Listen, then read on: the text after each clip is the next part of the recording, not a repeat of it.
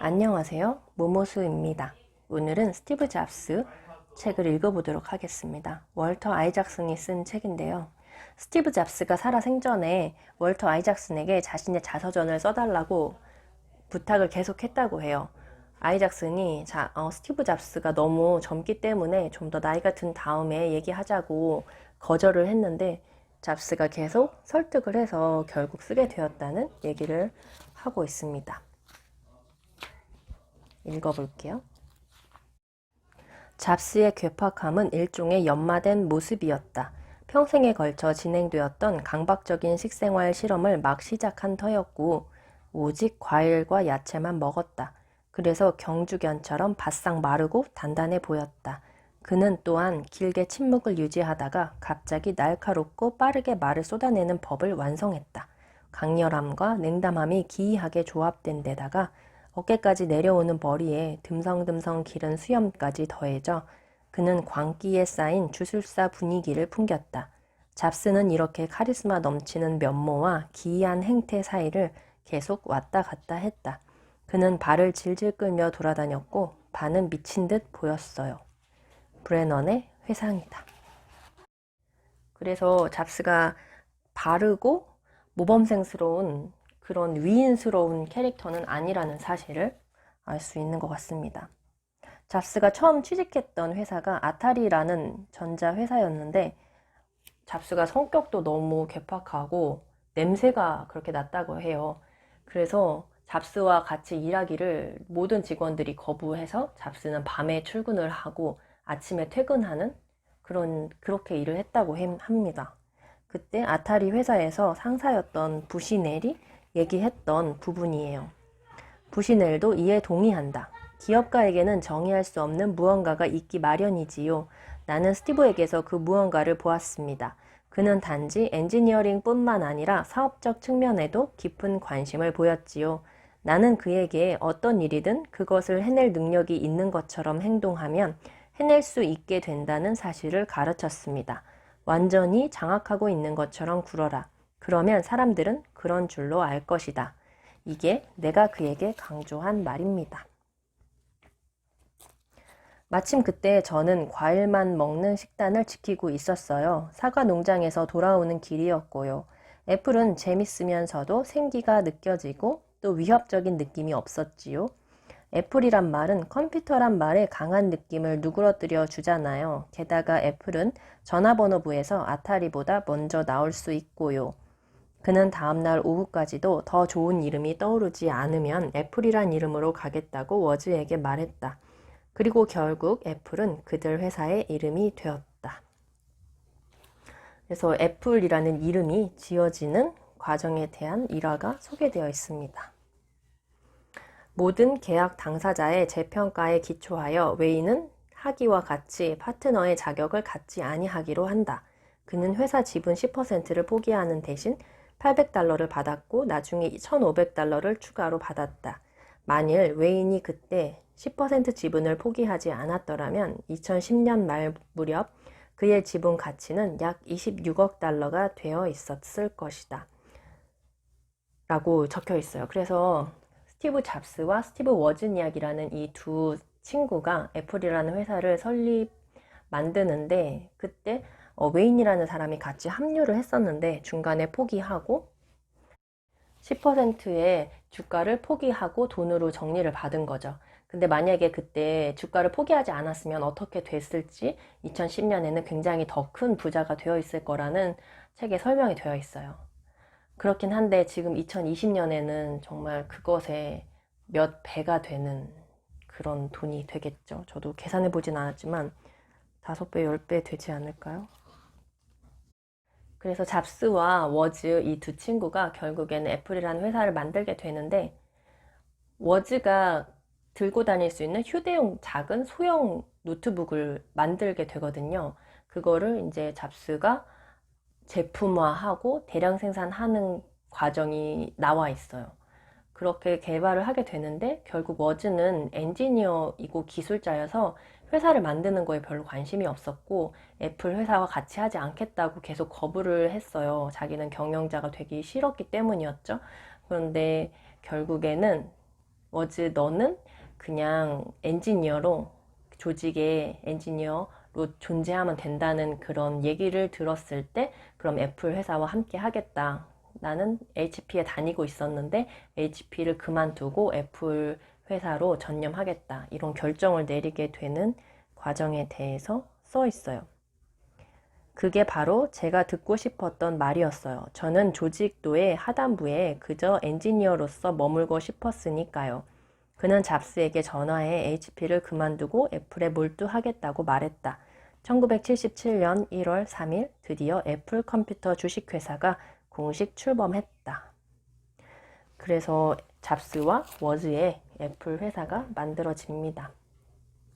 이렇게 워즈가 설득되는 과정을 보니 사람은 자기가 원하는 것을 얘기해줘야지 설득이 되는구나, 이런 점을 다시 알게 됩니다.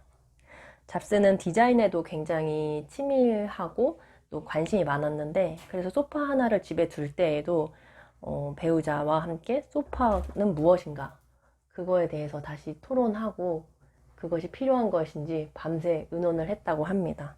그래서 가구가 별로 없었다 그래요.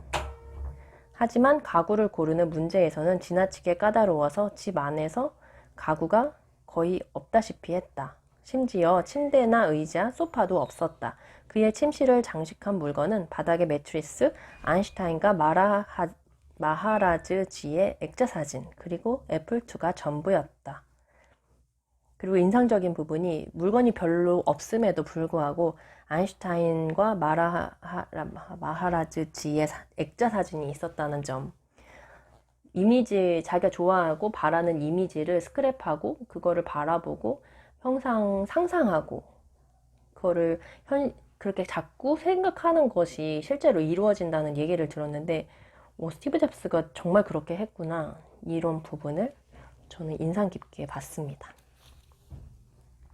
잡스는 함브레히트 앤드 퀴스트 사무실을 방문해 주식거래 개시 상황을 직접 관찰했다. 25살의 잡스는 무려 2억 5,600만 달러의 자산을 가진 거부가 되었다. 그래서 회사가 만들어지고 공모주로 애플이 주식시장에 이제 상장하는 과정, 그리고 25살의 어린 나이에 잡스가 큰 부자가 된 상황이 계속 이제 적혀져 있어요. 좋아하는 사과 품종인 매킨토시에서 따오기도 했다. 하지만 제품명 때문에 오디오 기기 회사인 매킨토시 레버러토리와 충돌이 생기는 것을 피하기 위해 일부러 철자를 약간 다르게 했다. 그래서 결정된 이름이 매킨토시였다. MACINTOSH. 매킨토시가 사과 품종의 하나였다는 사실을 알게 되었습니다. 저도 사과를 굉장히 좋아하는데 사과 품종이 굉장히 다양하더라고요. 레스킨이라고 잡스와 함께 일했던 사람이 쓴 내용입니다. 그는 끔찍한 관리자입니다. 저는 늘 스티브를 좋아했지만 그의 밑에서 일하는 것이 정말 구역이라는 사실을 깨달았습니다. 그는 늘 약속을 어깁니다.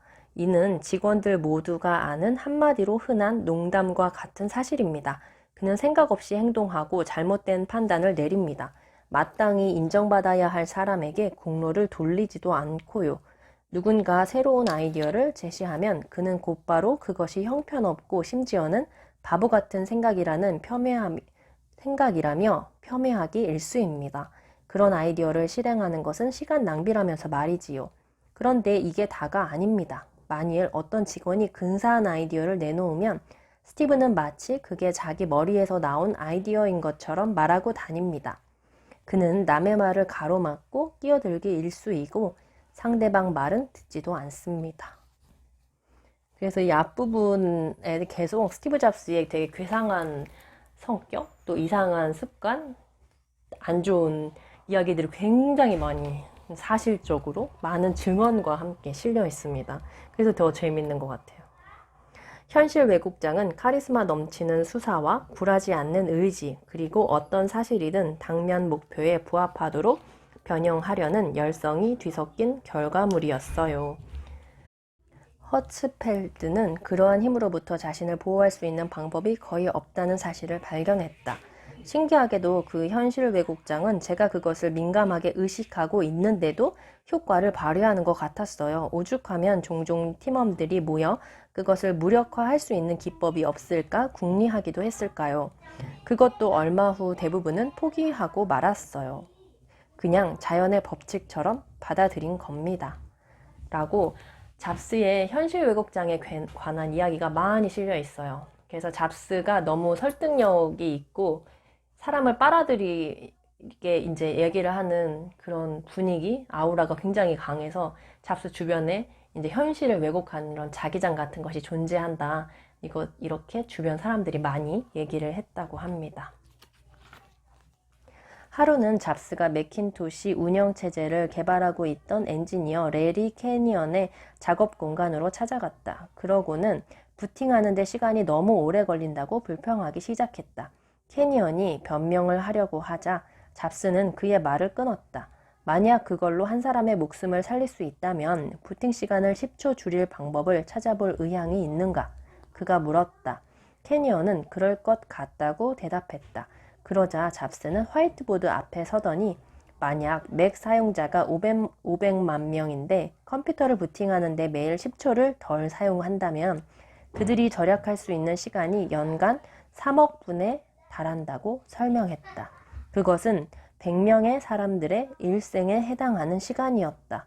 레리는 상당히 깊은 인상을 받았고 몇 주 후에 보니 부팅 시간을 28초나 앞당겨 놓았어요. 애킨스는 회상한다. 스티브는 큰 그림을 보며 동기를 부여하는 능력이 있었습니다. 그 결과 매킨토시 개발팀은 단지 수익을 올리는 제품이 아닌 훌륭한 제품을 만들고자 하는 잡스의 열정을 공유하게 되었다. 잡스는 스스로를 예술가라고 생각했어요. 그리고 설계팀에도 그런 식으로 생각하라고 독려했어요. 허츠펠드는 말한다. 경쟁에서 이기거나 돈을 많이 버는 게 목표였던 적은 한 번도 없었어요. 가능한 한 가장 위대한 일을 하는 것, 혹은 거기서 한 발자국 더 나아가는 것이 목표였어요. 인상적인 얘기였어요. 그 되게 굉장히 큰 거시적인 시각으로 본질을 꿰뚫고 그렇게 얘기를 했을 때 생각하지 못한 부분에 되게 감명과 인상을 받고 그렇기 때문에 잡스의 말을 설득이 되고 따르게 되는 그렇게 되는 것 같아요. 그는 애플의 제품이 깔끔하고 단순할 것이라는 사실을 반복적으로 강조했다. 밝고 순수하며 하이테크에 충실한 제품을 만들 겁니다. 온통 검은색으로만 된 소니의 우중충한 산업 스타일을 버리고 말입니다. 그는 이렇게 설파했다. 그게 우리의 접근 방식입니다. 매우 단순한 스타일. 우리는 실제로 뉴욕의 현대미술관에 전시될 만한 수준을 목표로 하고 있습니다. 회사의 운영 방식, 제품 디자인, 홍보, 이 모든 것이 한 가지로 귀결됩니다. 단순하게 가자. 정말로 단순하게. 애플의 슬로건은 첫 브로슈어에 실린 그대로 계속 유지되었다. 단순함이란 궁극의 정교함이다.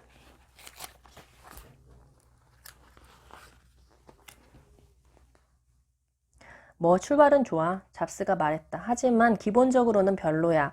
배경색이 너무 어둡고 굵기가 너무 두꺼운 선도 있고 버튼들도 너무 커. 에스피노사는 매일 잡스의 평가를 바탕으로 계산기를 수정했지만 그럴 때마다 새로운 비판을 들어야 했다. 그러던 어느 날 오후 잡스가 찾아왔을 때 에스피노사는 며칠을 고심한 끝에 찾아낸 해결책을 공개했다. 그것은 바로 스티브 잡스 자신만의 계산기 만들기 세트였다. 사용자가 스스로 선의 굵기나 버튼의 크기, 그림자, 배경, 여타의 특징들을 바꾸고 개별화할 수 있는 프로그램이었다. 잡스는 그저 웃음을 터뜨리는 대신 바로 자리에 앉아 계산기의 모양을 자신의 취향에 맞게 만들며 놀기 시작했다. 10분 정도 흐르자 그가 원하는 모습이 완성되었다.